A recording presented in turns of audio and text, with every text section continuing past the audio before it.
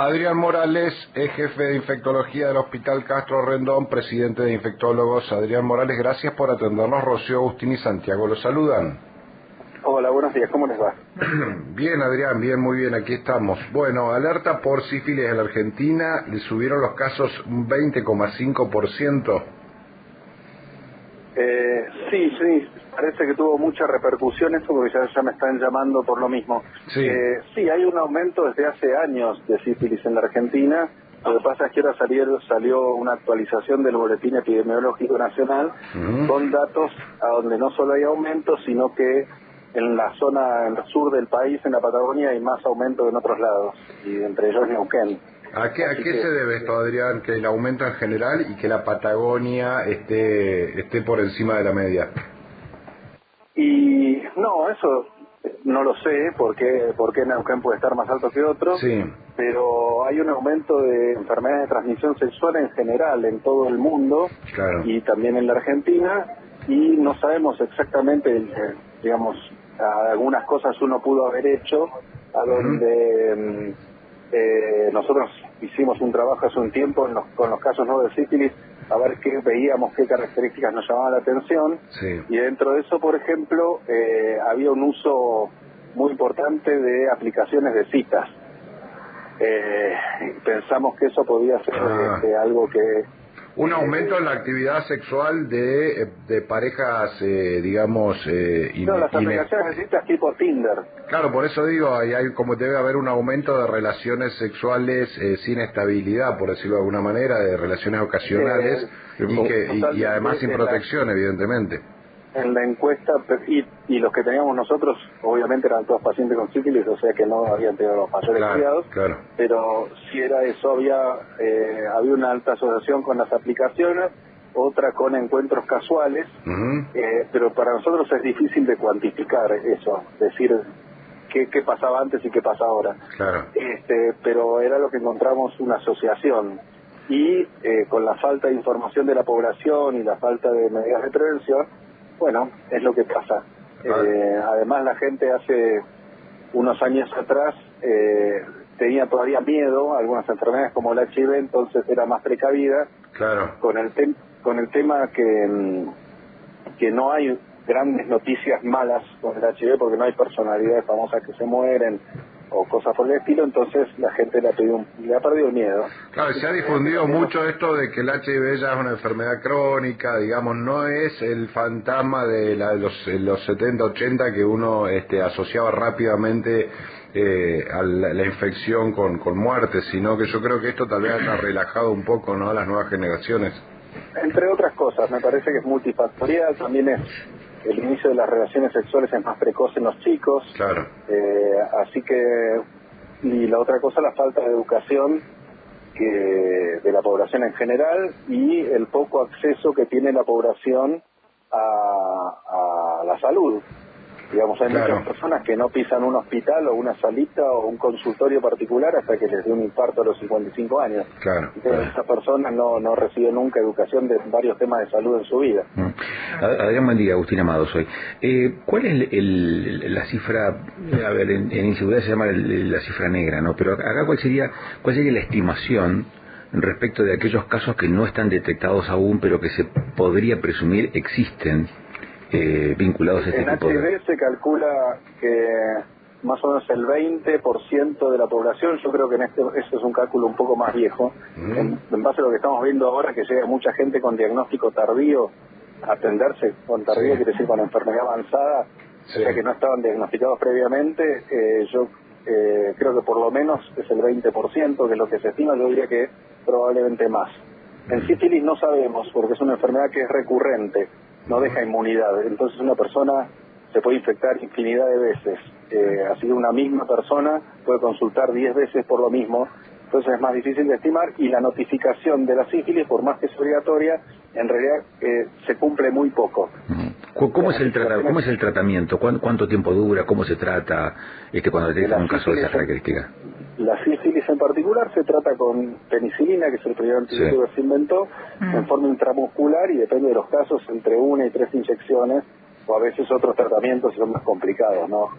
Y es la neurosífilis, que es la enfermedad avanzada, muy avanzada, digamos, es una demencia, hay que internar a los pacientes y pueden tener complicaciones de ceguera, digamos, varias cosas en las personas que no se diagnostican.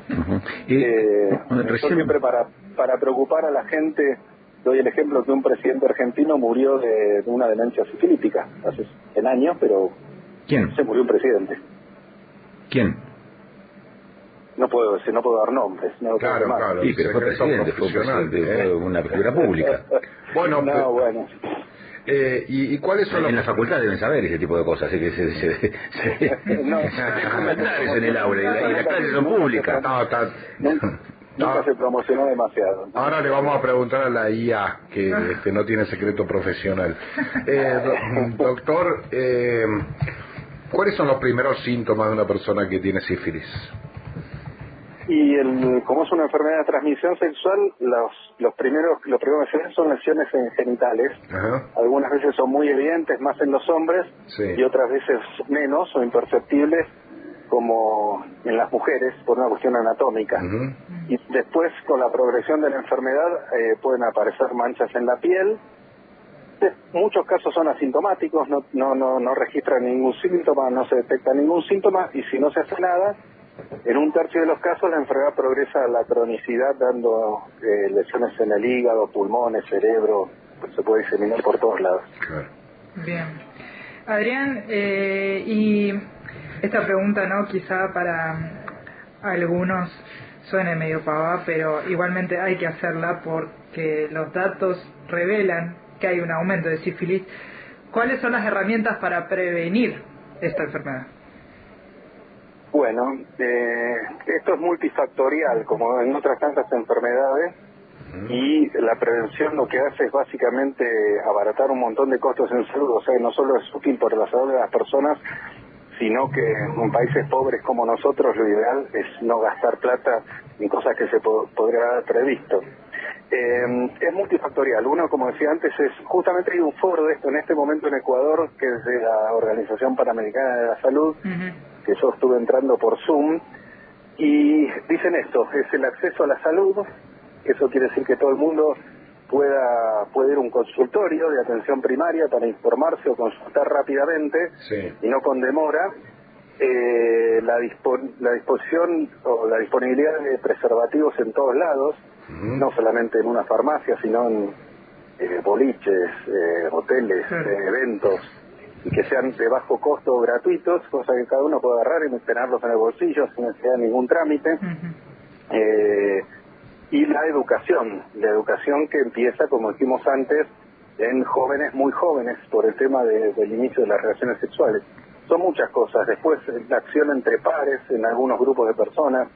Eso quiere decir que el trabajo de difusión lo hagan personas iguales a uno. No necesariamente tiene que bajar de un médico a la población general. Campañas, hay un montón de estrategias. Lo que hay que hacer es buscar a las personas que saben y organizar. No es una cosa tan terrible ni tan cara. Doctor, ¿son las mismas vías de transmisión que el VIH?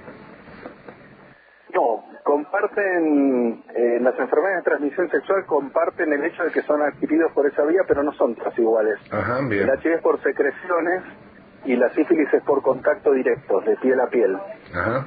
Así que no es exactamente lo mismo. Bien. Pero bueno, las precauciones son muy parecidas. Claro, bien. Siempre sexo seguro, digamos, usando preservativo, eso debería evitar prácticamente los contagios, ¿no? Claro, y después la otra prevención es el tratamiento de parejas o contactos. Como dije antes, esto deja inmunidad, así que uno se puede volver a contagiar. Sí. Si no se tratan a todas las personas que puedan estar infectadas al mismo tiempo, se pueden ir contagiando unas de otras y no acabar más. Eso también es importante. Doctor Adrián Morales, muchas gracias por habernos atendido. Ha sido usted muy gentil. Bueno, buenos días, que tengan un lindo día. Un abrazo.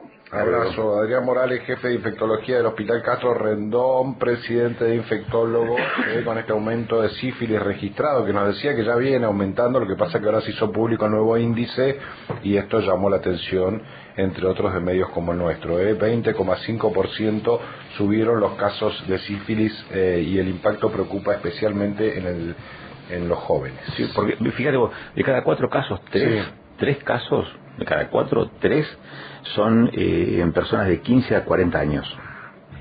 De 15 Sí, gente años joven, ¿no? a 40. Sí, adolescente, de hecho. Claro. Y como también estos dos factores que marcaba el doctor, mucha relación entre las aplicaciones de citas y los contagiados, es decir, sin estigmatizar, porque uno puede conocer a alguien, tener sexo ocasional a través de una aplicación, pero de cuidarse, es decir, no es la aplicación la que directamente está implicada ahí, pero sí evidentemente una práctica mucho más habitual de relaciones ocasionales de lo que había antes, o por lo menos de lo que antes se animaban a contar.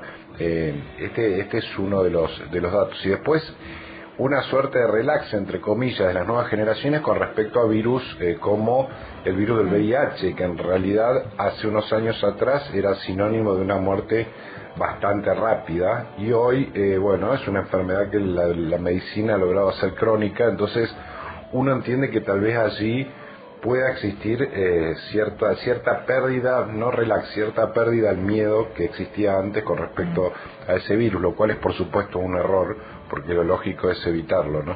Sí, lo que se habla de es una falta de conciencia, Sí. ¿no? Respecto de el riesgo, ¿no? Me da esa sensación.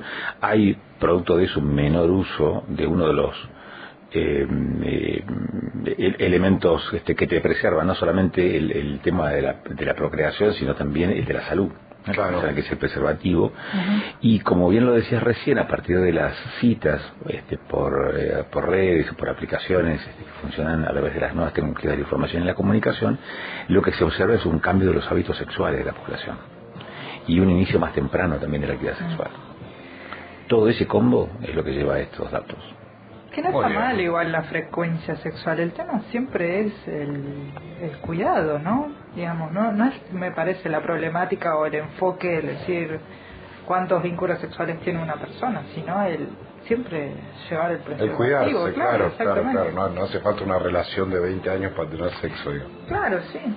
Además, hay mucha gente que tiene parejas estables y que ejerce la infidelidad o las parejas abiertas. Sí, que de hecho muchas historias hay con eso, que hay personas que tienen una enfermedad gracias a que después se enteran que hubo una infidelidad en medio. Digamos. Claro.